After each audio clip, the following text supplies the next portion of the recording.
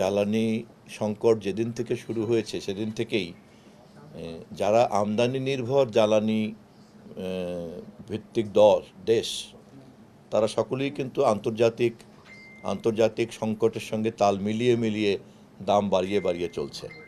নিশ্চয়ই এই তথ্য আপনাদের সকলের জানা আছে, এবং এই তথ্য সকলের জানা আছে যে দীর্ঘদিন আমরা অন্যরা সকলে দাম বাড়ালেও আমাদের সরকার কিন্তু দীর্ঘদিন দামকে পুরনো জায়গাতে ধরে রেখেছে। যদিও আমরা আমদানি নির্ভর একটি দেশ, আমাদেরকে জ্বালানি আমদানি করে চলতে হয়, এবং আমাদের সম্মানিত বিদ্যুৎ মন্ত্রী, প্রতিমন্ত্রী তারা নিয়মিতই এ বিষয়ে জাতিকে অবহিত করেছেন, পরিসংখ্যান দিয়েছেন।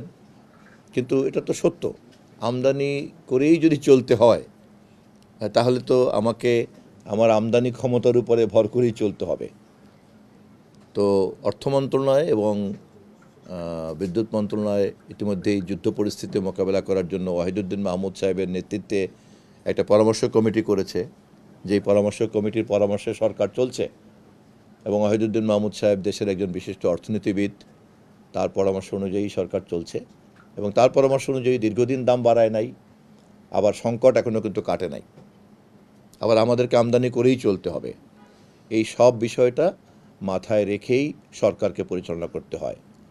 জনতুষ্টবাদী সিদ্ধান্ত গ্রহণ করাটাই কিন্তু সরকারের একমাত্র কাজ নয়। সরকারের কাজ হচ্ছে দীর্ঘমেয়াদে সুশাসন বজায় রাখা।